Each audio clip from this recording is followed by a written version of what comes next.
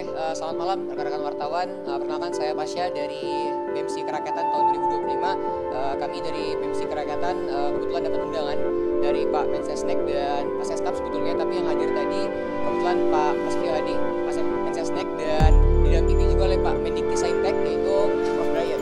Gitu.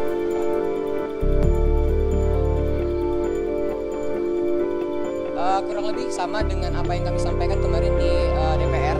Artinya memang kemarin Pak Sufmi Dasko menegaskan dan memberikan informasi bahwa kemarin di legislatif dan kami hari ini diberikan kesempatan untuk menyampaikan aspirasi kami di lembaga eksekutif seperti itu.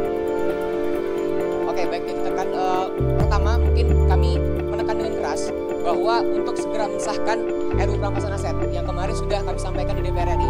Namun mungkin untuk hari ini kami segera secara lantang juga atas nama BEMSI Kerakyatan menyampaikan bahwa kami dengan tegas untuk menuntut dan menekan Bapak Presiden Republik Indonesia untuk segera membentuk tim investigasi terkait dugaan makar seperti itu, Pak.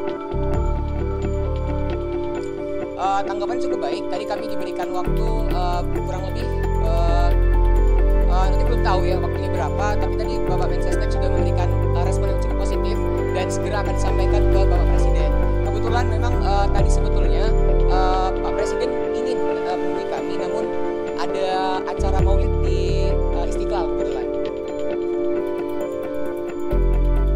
Ya, belum sempat ketemu sama Bapak Presiden.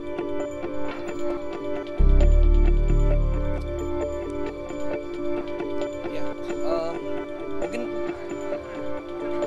ya tadi mungkin sudah ya perkenalkan, nama saya Kaleb, saya Ketua BEM UPN Veteran Jakarta.